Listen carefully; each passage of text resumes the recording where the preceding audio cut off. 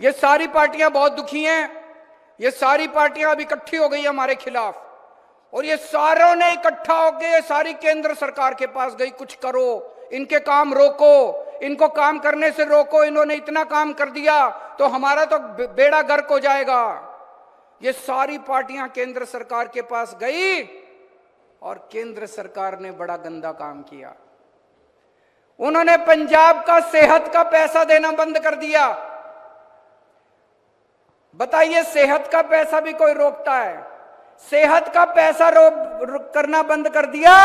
मान साहब ने जगह जगह मोहल्ला क्लिनिक खुलवा दिए, कहते तुम पैसे रोको, मैं और जनता के लिए सुविधा करूंगा और सुविधा करूंगा।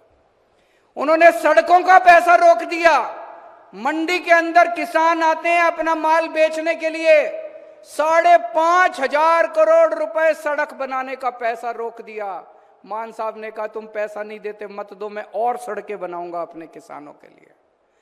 हद तो तब हो गई जब इन्होंने नांदेड़ श्री हजूर साहब और पटना साहब, श्री पटना साहब जाने वाली ट्रेन का भी इंजन रोक दिया। उन्होंने ट्रेन देनी बंद कर दी। परसों चिट्ठी आई है केंद्र सरकार की कि हम आपको मत्था टेकने के लिए ट्रेन नहीं देंगे, मत्था टेकने जाने के लिए ट्रेन नहीं देंगे। कल रात को मान साहब मेरे से जिक्र कर रहे थे, बहुत दुखी थे कि हमारे लोगों को, पंजाब के लोगों को किस तरह से केंद्र सरकार दुखी कर रही है। बताइए, अगर आप किसी को मत्था टेकने में सहयोग करते हो तो थोड़ा पुण्य आपको भी लगता है, लेकिन अगर आप किसी को मत्था टेकने से रोकते हो तो फिर ऊपर वाला आपको माफ नहीं करता। तो मान साहब कह रहे थे मैं कुछ दिन सोचता हूं, इसका तरीका निकालेंगे, आपको नांदेड़ हजूर साहब और श्री हजूर साहब और श्री पटना साहब तो लेके जाएंगे, इसका कुछ ना कुछ तो तरीका निकालेंगे। इनके मंसूबे पूरे नहीं होने देंगे। ये जितना मर्जी काम रोक ले।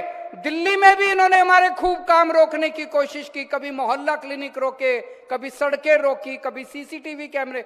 एक काम मैंने नहीं रुकने दिया, सारे काम दिल्ली में करे।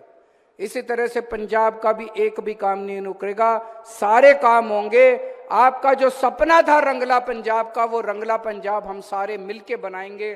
पंजाब के 3 करोड़ लोगों के साथ हम मिलके बनाएंगे।